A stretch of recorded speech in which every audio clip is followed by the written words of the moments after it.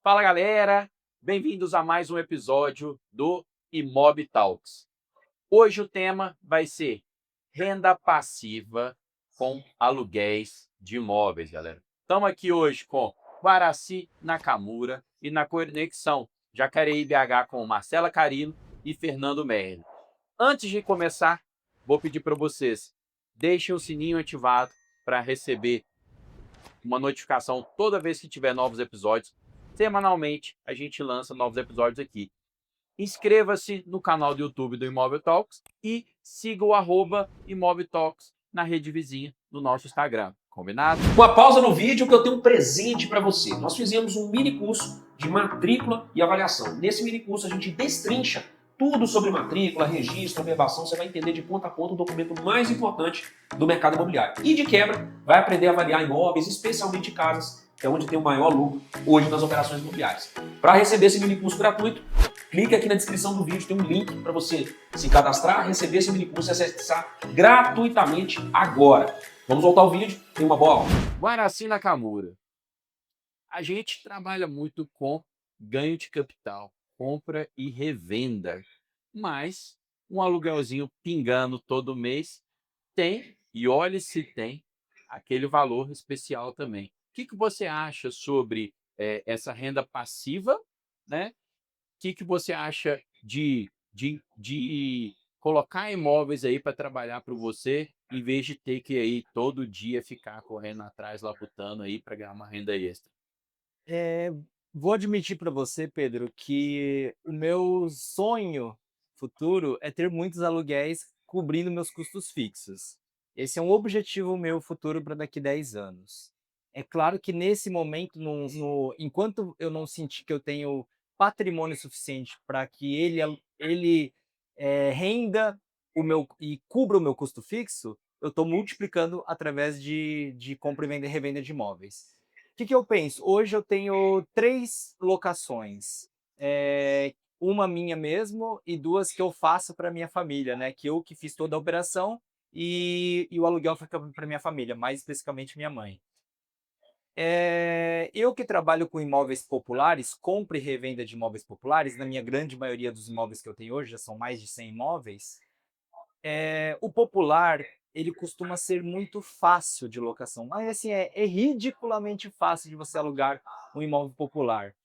E essa é a grande vantagem, porque a demanda pelo aluguel do popular é muito grande. Inclusive tem lugares que eu compro imóveis de leilão para revenda, onde até em algum momento de desocupação do imóvel, eu tenho dificuldade às vezes, e o próprio ocupante tem dificuldade para encontrar imóvel de locação, porque realmente há uma demanda muito grande, de imóveis populares para locação. E o que eu diria para você?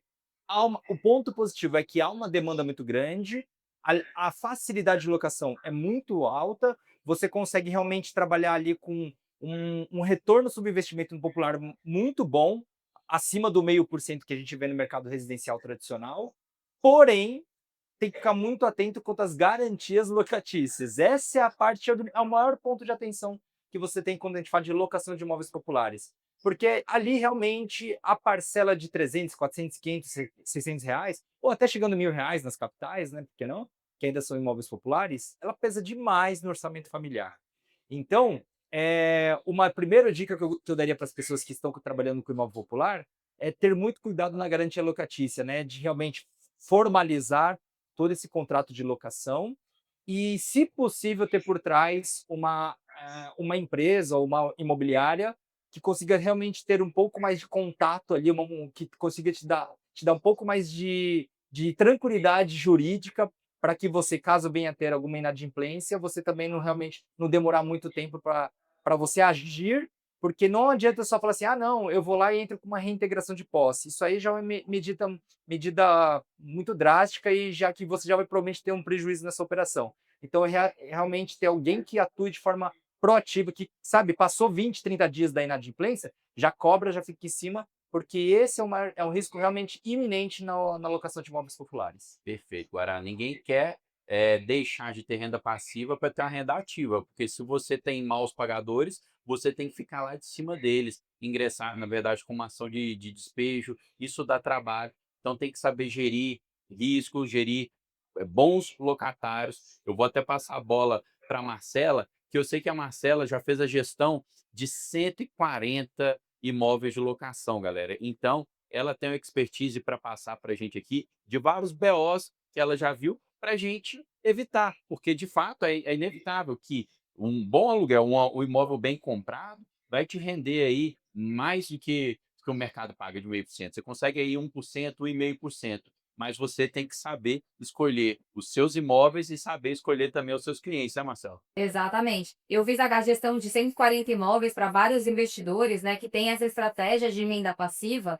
e muitos deles ali tinham dezenas de imóveis na sua carteira. Então, assim, o risco de inadimplência que o Guará falou, né, de pegar um mal pagador, de um cliente, um locatário, né, que não tenha condições de pagar e que a gente tenha que executar uma garantia ou até intravação de despejo mesmo por falta de pagamento, tem várias estratégias jurídicas por trás disso. Então, qual garantia você vai usar, se o contrato não tiver garantia, o que que você pode fazer, vamos cobrar aluguel antecipado. Tem várias estratégias que a gente utiliza. Então, por exemplo, talvez nos imóveis populares, se a pessoa não consegue pagar um seguro fiança, não consegue pagar uma caução de 3 aluguéis, ele não consegue contratar um título de capitalização para pagar ali, porque ele não tem esse valor, talvez a melhor estratégia é não ter garantia no contrato de locação e sim cobrar aluguéis antecipados e conseguir eliminar, né, no fórum para conseguir esse despejo imediato. Tem várias estratégias que a gente tem que fazer quando você vai desenhar a carteira de cada um dos investidores. E o que dá mais trabalho... Pode falar, Pedro. Marcela, você tocou num ponto ampassando, mas eu acho que é legal você dar essa dica para a galera de que, às vezes, a garantia, né, vira pedra no seu sapato. Então, no caso, o entendimento judicial é que se você tem um fiador, você não consegue uma liminar. Então, às vezes, não ter a garantia é melhor. Se você cobra um aluguel antecipado, ok, parou de pagar, você vai e não conseguiu desocupar amigavelmente, você vai entrar com uma ação judicial com pedido liminar por não ter um fiador. É mais ou menos por aí que você quis dizer, não é? Isso, exatamente isso. Que aí ele consegue ter liminar, porque o imóvel não tem garantia, ele consegue ter uma liminar para desocupação, mas eu não lembro exatamente, foi 30 dias, né? A desocupação liminar em 30 dias. Ele consegue efetivar isso de uma forma mais célere, porque o contrato está sem garantia. Então, é uma prerrogativa que para os imóveis mais baratos, como o próprio cliente, o inquilino, ele não tem condições de pagar, porque ele não tem mesmo esse capital. Ele tem como dispor 2 aluguéis, 3 aluguéis de calção ali para o imóvel. Talvez é uma estratégia interessante que você cobra aluguel antecipado. Então, você tem várias medidas que você pode utilizar de estratégia da lei de locação que é favorável para o investidor que está colocando, imobilizando o patrimônio dele para ter uma receita, seja através de alavancagem, quem está usando o dinheiro ali para pagar o financiamento, ou seja porque ele está com o imóvel, com o capital imobilizado e ele quer receber lá 0,05, 0,7% de retorno sobre o imóvel dele, que é o que a prática de mercado em locações costumam acontecer, né? Então, acho que é uma coisa bem interessante de medidas que você pode utilizar. E o que eu acho legal também para quem quer desenhar estratégia de renda passiva é o que eu via dos investidores que tinham muitos imóveis alugados. Então, eles tinham 30, 35 imóveis alugados, uma única pessoa jurídica, porque com esse volume de imóveis não justifica você dar na pessoa física, porque aí você paga 27,5% de aluguel. Quando você joga numa holding, numa patrimonial, você vai pagar muito menos imposto, né? Em relação a esses aluguéis recebíveis, não vamos nem entrar em reforma tributária, estou falando só do que a gente tem hoje, que vale hoje no mercado, né? A gente falando dessa estratégia do que tem hoje no mercado, esses investidores, quando um fica inadimplente, não pesa na carteira dele, porque ele não está preocupado com aquela receita, com que ele vai ter que custear, com uma possível vacância, porque quando você tem a renda passiva, não é necessário que vai sair o inquilino hoje, amanhã você já aluga. Pode demorar alguns meses para você alugar. Os corretores que estão atuando para você, querem receber o aluguel, eles não estão preocupados com a análise de crédito desse cliente. Acho que tem várias estratégias que você tem que usar. Então, o investidor de renda passiva, ele tem que sempre pensar que ter volume, porque se ele não tiver volume, uma inadimplência, um imóvel que fica vazio por conta de saídas de inquilinos, isso pode impactar nas receitas dele. Ele tem que ter uma estratégia financeira por trás, não é só jurídica, não é só economia, mas também é a estratégia dele de crescer em volume para ele não sentir um problema financeiro que pode vir a acontecer. Marcelo, você tocou num assunto importante que é o planejamento tributário de quem quer viver de renda passiva de aluguéis, tá, galera? Por quê? Se você recebe aluguéis na pessoa física, você paga hoje de 15 a 27,5% tá, de imposto de renda. Se você tem vários aluguéis, você vai cair na alíquota máxima de 27,5%. Sendo que se você, né, monta uma pessoa jurídica, né, coloca esses imóveis em nome da pessoa jurídica, você vai pagar ali, às vezes, 6%, 8%, 10% de imposto, gente. Então, aí sim vale um planejamento tributário. Para renda passiva, vale você colocar os seus imóveis na sua PJ e receber, sim, os aluguéis, tá? Na PJ, que você vai pagar menos imposto, pelo menos até a reforma tributária. Depois a gente pode colocar nesse assunto. E o pessoal fala muito hoje em dia de holding patrimonial e tal. Esse nome está muito em voga. E nada mais é, gente, assim, a holding ela pode ser utilizada para gerir outros investimentos, para fazer sucessão patrimonial, mas basicamente vocês têm que ter em mente o seguinte: você tem que criar uma empresa, tá? Que ela tenha um KNAI, que ela tenha um objeto social ali, pelo menos de aluguel de imóvel próprio. Pronto, ela tendo um objeto social de aluguel de imóvel próprio, acabou. Se você quer dar um nome, se você quer que ela tenha um KNAI também de holding e tal, aí você vai avançando, estruturando, tá, essa empresa aí de melhor forma, ok? Mas vocês têm que ter ali o aluguel de imóvel próprio. E eu faço a seguinte ressalva: Simples Nacional, empresa no Simples Nacional, não pode ter KNAI de aluguel, tá bom, gente? Então, MEI e Simples Nacional não podem ter. Você tem que ir para a empresa de lucro presumido, lucro real, tá? Fica essa dica para vocês também. Fernando, vamos mudar de assunto, que é o seguinte: ficando nos aluguéis, mas você, o investidor, eu quero que você compare o seguinte, que é o dilema da gente que gosta muito de compra e venda e ganho de capital. Se eu compro um imóvel em leilão, por exemplo, por R$ 100.000 e ele vale 200 mil, e eu consigo alugar ele por R$ 2.000, tá? Por mês. Vai ter. Dois não, mil. Não, vamos colocar que eu consigo alugar ele por R$ 2.000, tá? Vai ter gente, vai falar assim: nossa, que ótima renda passiva. Comprei por 100 mil, estou alugando por R$ 2.000. Estou lucrando 2% ao mês nesse imóvel. Bela de uma renda passiva. Só que existe o outro lado da moeda. Se esse imóvel ele é revendido aqui, ó, você pode anunciar que ele vale 200 mil, você está sentado em cima de 200 mil e não em cima de R$ 100.000. Então, em vez de estar rendendo 2% ao mês, se você está sentado em cima de 200 mil, você pode entender que ele está rendendo 1% ao mês de renda passiva e não 2%. O que você acha sobre isso? Como é que é a sua estratégia de ganho de capital, tá? De renda passiva, olhando por esse cenário? É muito legal você tocar nesse assunto, né, Pedro? É até provocativo, porque a gente escuta muito exatamente esse exemplo na qualidade dos vendedores de consórcio, de novo.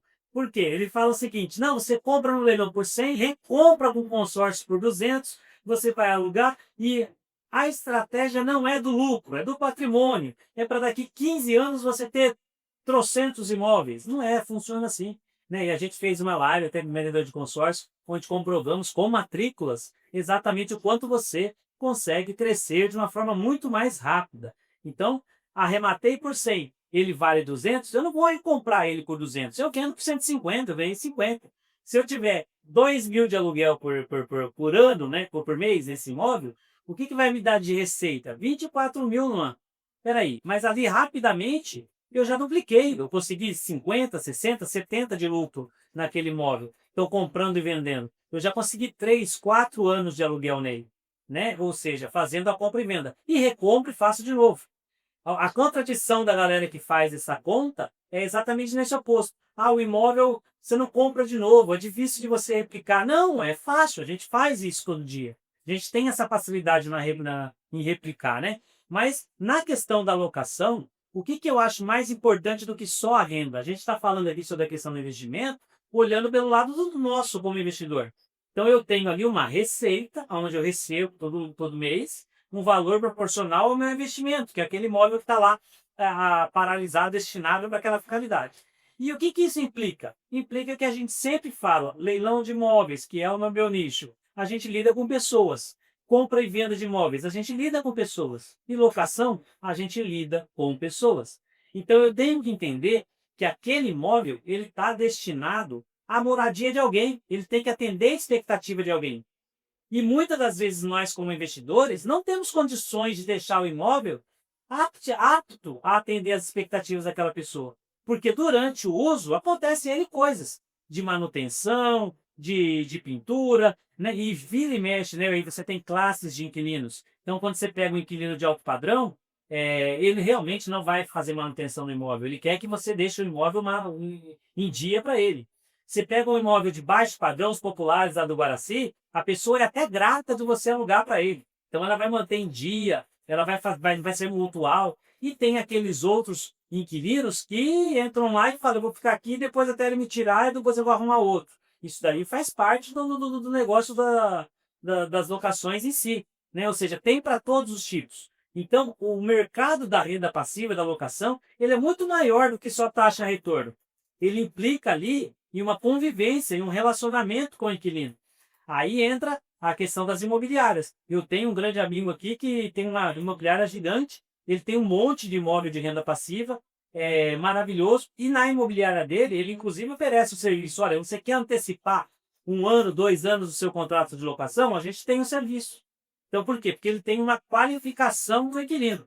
A pessoa que se candidata, que se presta de interesse em locar qualquer imóvel da carteira que ele administra, passa por um critério rigoroso, né, de aprovação para evitar problemas futuros. Então, ali você tem uma rede segura para poder fazer esse negócio. Obviamente que isso também implica em você diminuir um pouco a sua margem. Né? Já vi exemplos práticos de casa que é casa de rua, que a pessoa vai lá e fala, eu vou pagar 5 mil de aluguel na sua casa.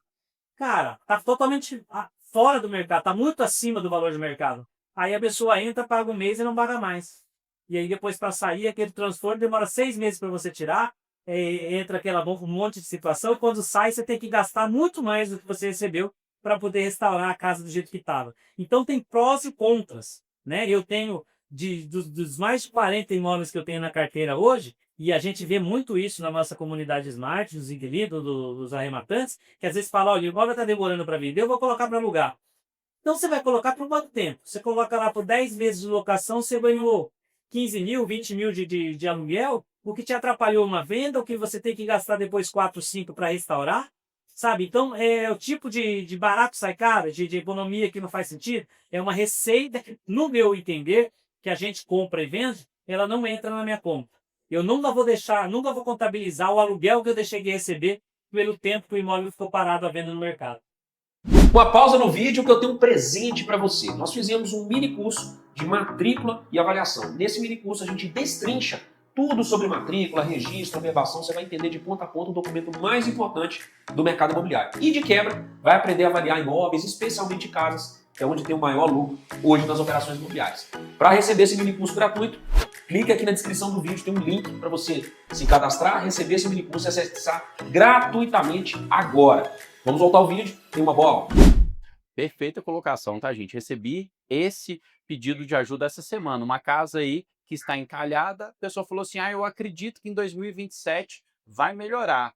Então, o que você acha de eu alugar aí por 18 meses, 2 anos, e depois revender? Eu falei, eu acho que você vai perder tempo, porque seu imóvel está com baixa liquidez. Lá em 2027, mesmo o cenário, se tiver melhor, ele vai continuar sendo imóvel de baixa liquidez. Então, você vai perder 2 anos de anúncio, de achar uma prospecção de um imóvel aí, tá? De um cliente para esse imóvel. Tocou num ponto importante, Fernando, que é qualificação do locatário. É muito importante. Depois a gente pode passar a bola até para Marcelo, que já geriu 140 contratos, para falar do tanto de inadimplência que é razoável, como qualificar um locatário. Mas eu acho importante também a questão da escolha do tipo de imóvel, já que o objeto é locação imobiliária. Por exemplo, eu já vi quem atua aí com muitos aluguéis falando o seguinte, eu adoro imóvel comercial, porque imóvel comercial você entrega do jeito que está e a pessoa sempre vai melhorar ele, sempre vai adequar ele para o negócio dela, sempre vai estar fazendo reforma e melhorando aquele imóvel. Enquanto que o imóvel residencial é aquilo que o Fernando falou, muitas das vezes a pessoa só está querendo lá passar um tempo, ela vai usufruir, não vai às vezes pregar um prego na parede que depois tem que pintar, tem que ficar lá, num melhor, o imóvel não faz nada por você. Então, às vezes, um público de imóvel comercial é adequado, ou se é imóvel residencial, ou vamos olhar uma região que é perfil de locação, perto de faculdade, imóvel de um quarto, que é imóvel que é para a pessoa ficar temporário, que está sempre sendo alugado. Tá? Então tem que olhar esses perfis de imóveis, né, Guará? Porque daí, se você olha o perfil de imóvel, mesmo se o cliente for ruim, você pode trocar, que vai estar sempre alugando imóvel, concorda? Sim, eu particularmente não gosto muito de atuar na compra e venda e nem de aluguel de imóvel comercial, porque eu sempre penso também na liquidez da venda. E o imóvel residencial normalmente tem uma liquidez melhor do que o comercial. Então mesmo que eu compre imóvel pensando no aluguel, eu opto pelo residencial pelo conta da liquidez numa futura venda. E outro ponto né, no meu ramo de imóveis mais populares, eu prefiro também apartamentos versus casas, porque a casa tem muita manutenção que fica para o proprietário. Já no apartamento são reformas muito pequenas, o interior apenas do imóvel e o restante do condomínio são áreas comuns, né, e rateadas pelo condomínio. Então, quando a gente olha para a alocação de imóveis populares, e o ideal mesmo, na minha opinião, seriam apartamentos pela baixa manutenção ou pelo baixo custo que você tem nessa rotatividade de inquilinos, sabe? E pela segurança também, porque um imóvel vai depender muito da região, porque cidades menores ou regiões periféricas, as pessoas costumam preferir casas para ter mais privacidade, uma área de lazer maior, dá para fazer um puxadinho, dá para ter um cachorro melhor ali, fazer o seu churrasco.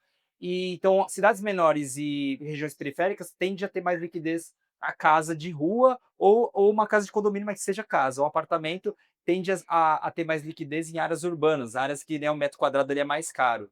Mas então, de forma geral, o que eu tenho como preferência popular são apartamentos, né, pelo fato de ter uma manutenção e um custo menor para o proprietário.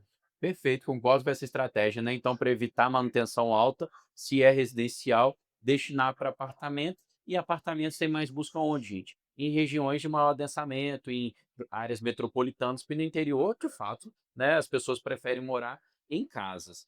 Marcela, voltando a bola para você, fale aí dessa experiência que você teve na gestão desses 140 imóveis, o quanto que é uma inadimplência factível, aceitável aí dentro de uma carteira tão grande, o que dá para trabalhar para diminuir essa inadimplência, busca tanto de perfil de imóveis quanto de perfil de clientes para diminuir essa inadimplência e, de fato, ter uma renda passiva, sem dar trabalho de despejo, sem dar trabalho de cobrança. O que a gente tinha de inadimplência na carteira era uma inadimplência até que baixa, era 6% de inadimplência que a gente tinha na nossa carteira. Só que em contraponto ao que o Guará falou, 90% dos imóveis eram comerciais. E qual que é a estratégia que a gente utilizava? Além de fazer toda essa pesquisa que o Fernando falou, da solvência das empresas, os contratos de locação comercial, eles têm outras características, né? Então, é o prazo maior, mais alongado, então de 5, 10 anos. Em contrapartida desses aluguéis de 5, 10 anos são contratos longos, os valores de aluguéis também são mais elevados, as garantias são mais robustas. A gente tem várias estratégias que a gente utiliza. E uma das coisas que a gente fazia com bastante frequência ali era aquela coisa que muita gente ouve falar, mas não sabe o que é. Os contratos de build to suit, né? Construir para alugar. Então, você pega o inquilino e nem de qualquer característica dele, vai vender como se fazer um restaurante aqui nessa casa. Então, era uma casa, a gente tinha um caso, inclusive, que a gente fez build to suit com a Remax. A Remax, a sede da Remax era na Avenida dos Estados Unidos, e aquele era um imóvel locado, era uma proprietária nossa cliente, e a gente fez o contrato e ajustou todo o imóvel para que a Remax entrasse lá. Então, é um contrato de construção, juntamente com o contrato de locação. Isso é muito rentável para o investidor. Então, cresce muito o nível ali. E o valor dos aluguéis também vai crescendo progressivamente, né? Conforme vai diluindo ali na construção do contrato, então, por causa de 10, 15, 20 anos, que é um contrato muito extenso, você consegue fazer todo o crescimento desse patrimônio, o crescimento da gestão da carteira, e o risco de inadimplência diminui, porque você consegue coordenar ali com a evolução dos clientes. Então, é bem interessante fazer esse tipo de contrato de imóveis comerciais. E até pegando ganchos, né, sobre os contratos comerciais. Isso daqui é uma coisa que a gente vê no mercado, pouca gente sabe. Galpões. Muita gente fala assim, olha, eu vou alugar galpão, vou pegar um galpão para me alugar e tal. Existe uma diferença, o mercado ele é para quem se especializa. né? E aí você vai fazer o seguinte, um galpão onde você vai investir para a construção dele, fazer ele dentro dos padrões da BNT, fazer ele um galpão robusto, você vai conseguir uma empresa credenciada que precisa de um galpão certificado e vai pagar um aluguel altíssimo para ter aquele local. E aí tem aqueles outros investidores amadores que falam, pega um espaço e vou construir um galpão. E aí o cara pega o empreiteiro da esquina, sobe lá umas vigas, fecha aquilo lá, e o que vai sobrar para ele?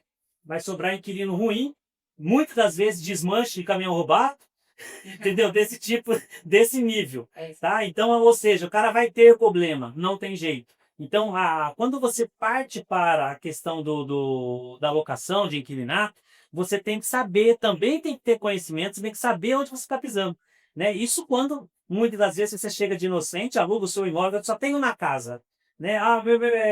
Se aposentou ali, tem uma casinha, quero ter uma casinha de aluguel. Aí você coloca no imobiliário, e o imobiliário vem e fala, quanto você quer de aluguel? 1.000? Ó, eu consegui aqui alguém que paga 1.200.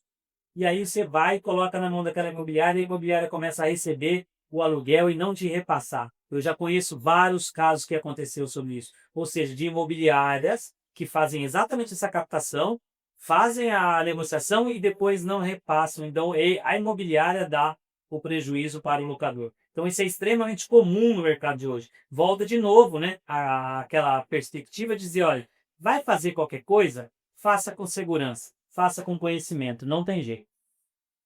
Perfeito, poxa, o aluguel tem que ser pago direto na conta do proprietário. A imobiliária ali, no muito, e o Fernando já fica ali cabisbaixo com isso, ela recebe o primeiro aluguel, mas os demais não tem que passar na mão da imobiliária, né? Você depois repassa o percentual do imobiliário, os 8%, 10%, porque senão você pode cair também aí nesses casos. Galera, a questão é o seguinte, de fato, então, para quem quiser fazer renda passiva com imóveis, tente aliar isso, tá? Bons locatários com imóveis com destinação para locação. Porque se o imóvel não tiver liquidez para locação, você pode ficar parado com o imóvel, pagando custos de condomínio, pagando custos aí de IPTU, sem a revenda. Inclusive, o Guará falou de imóveis, de unidades condominiais, apartamentos. Tomem cuidado com unidades condominiais com valor do condomínio alto. Quanto maior o valor do condomínio, menor o valor do aluguel